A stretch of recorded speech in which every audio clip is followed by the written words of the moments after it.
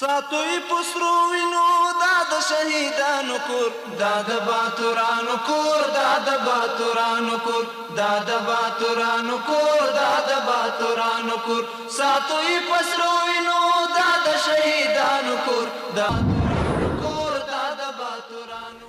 Good evening. Welcome to RTA News. Today is Thursday, July 24, 2025. Thanks for joining us. The ambassador of the Islamic Emirate of Afghanistan to Moscow, Maulawi Gul Hassan, met with the ambassador of Turkmenistan in Russia. According to the Ministry of Foreign Affairs, both sides described the relations between Afghanistan and Turkmenistan as historic and emphasized the need to further expand bilateral cooperation. The head of Uzbekistan's State Security Service, Bahodir Gurbanov, announced on the X platform that his meeting with the Director General of Intelligence of the Islamic Emirate of Afghanistan, Abdulhaq Wasiq. Mr. Gurbanov stated that Afghanistan has been successful in eliminating the threat of Daesh and has been dismantled all members of the group. He also assured that Uzbekistan will continue to support the Islamic Emirate of Afghanistan in the field of security. The acting ambassador of the Islamic Emirate of Afghanistan to Oman, Hafiz Omar, met with Egypt's ambassador to Muscat, Khalid Abdul Halim Rodi. During the meeting, both sides discussed bilateral relations, the current situation in Afghanistan, economic developments, and recent achievements. Mr. Hafiz Omar highlighted the Islamic Emirate's efforts in combating narcotics and emphasized that providing alternative livelihoods for Afghan farmers is a shared responsibility of the region and the international community. The Egyptian ambassador assessed the situation in Afghanistan positively and praised the ongoing developments. The Minister of Communications and Information Technology, Maulawi Hamdullah Numani, in a meeting with the head of Etisalat company, emphasized the need for special facilities for Afghan returnees in Islam Qala and Nimruz province. During the meeting, the minister stated that all telecommunication companies are obligated to fulfill their responsibilities in providing services to Afghan refugees returning from Iran. Meanwhile, the head of Etisalat company stressed the provision of necessary facilities for returnees and added that so far, around 43,000 free SIM cards with a set amount of call minutes and free internet have been distributed to returnees. The Deputy Minister of Culture and Arts at the Ministry of Information and Culture, Maulawi Atiqullah Azizi, visited the historic building of Amir Dost Muhammad Khan School in Kabul. During the visit, the Deputy Minister emphasized the importance of preserving the historic structure and called on outside engineers to ensure its protection against any potential threats or damage. The Minister of Information of Syria, Hamza Al-Mustafa, announced that Damascus is set to sign 44 agreements with Saudi Arabia valued at nearly $6 billion.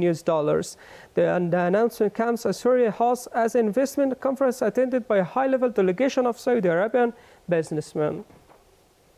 The Minister of Mines and Petroleum, Maulawi Hidayatullah Badri, signed a contract with two companies for the installation of gas desulfurization unit at the Yatimtaq gas field in Jawzjan province. According to the Ministry of Mines and Petroleum, the installation of this unit will cost over $6 million United States dollars from the budget of the Islamic Emirate and will have the capacity to process 2 million cubic meters of gas per day. In a significant development for Afghanistan's economy, the Afghanistan Bank has announced a rise in the value of the Afghani against the dollar, reflecting increased stability of the national currency. Bank officials highlighted their achievements over the past year, noting that introduction of over 41 billion Afghanis into the market, a move aimed at controlling inflation rates for the current year. Here is the report. By implementing balanced and reasonable monetary policies, the Afghanistan Bank has successfully maintained the value and stability of the Afghan currency against other currencies. The first Deputy Director of the Afghanistan Bank reported that the value of the Afghani has increased by 0.79% against the dollar compared to last year. In the year 1446, as a result of implementing sound monetary policies, the Afghanistan Bank successfully maintained the value of the Afghani and kept inflation at a desirable level. Through accurate market analysis, effective foreign exchange market management, regulation of money supply and demand, and coordination between monetary and fiscal policies, the Afghani saw a 0.79% positive change against the dollar. Officials state that The amount of the financial funding provided by banks has increased by 71% compared to last year, and during this period, the total value of electronic payments has also risen by 86% compared to the previous year. Recognizing the importance of these efforts, the Afghanistan Bank also took significant steps last year to expand digital banking and modernize financial systems. This aims to align the financial sector with international standards and provide people with accessible, secure, and modern financial services. Officials from the Afghanistan Bank say that to ensure the transparency and security of financial services, the activities of the money changers have been systematized and mechanized. The number of corporate licenses for money changers and financial services companies are reached to 1,312, and the number of registered representative offices is now 1,241. The number of licenses issued for currency exchange and money services has increased. Currently, only individuals with proper licenses from the Afghanistan Bank are allowed to operate in the market. Unlicensed individuals who were previously active in this sector have been stopped from operating. The Afghanistan Bank reported that it burned nearly 5 billion Afghanis worth of old banknotes last year. Currently, the total currency volume stands at 460 billion Afghanis, with 388 billion Afghanis circulating in the market. This demonstrates the central bank's effective management of the cash volume. The Minister of Labour and Social Affairs in a statement announced that it has introduced an additional 1,300 job opportunities in the state of Qatar, bringing the total number of officially declared legal job opportunities to 2,000. According to the ministry, this marks the beginning of the legal deployment process for Afghan workers, and the number of opportunities is expected to increase significantly in the future.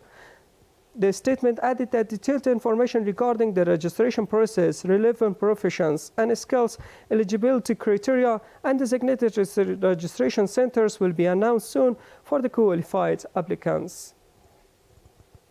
The National Disaster Management Authority has announced the signing of a memorandum of understanding worth over $700,000 with the international humanitarian organization InterSOS. According to the authorities, under this agreement, the organization will distribute essential aid to flood affected residents in the Sabs and Surubit districts of Kabul province. Officials from the High Commission for Addressing Refugee Issues have stated that nearly 2 billion Afghanis were distributed and spent over the past month to support returning refugees in the country. Member of the High Commission, Maulavi Ahmadullah Basiq, said that in addition to cash assistance, returnees are also provided with free services including food, transportation, healthcare, and registration by the responsible authorities. That was all for tonight. Thanks for being with us. Have a great night. دوی پسرو وینو دا د شهیدانو کور دا د باتورانو کور دا د باتورانو کور دا د باتورانو کور دا د باتورانو کور ساتوي پسرو وینو دا د شهیدانو کور دا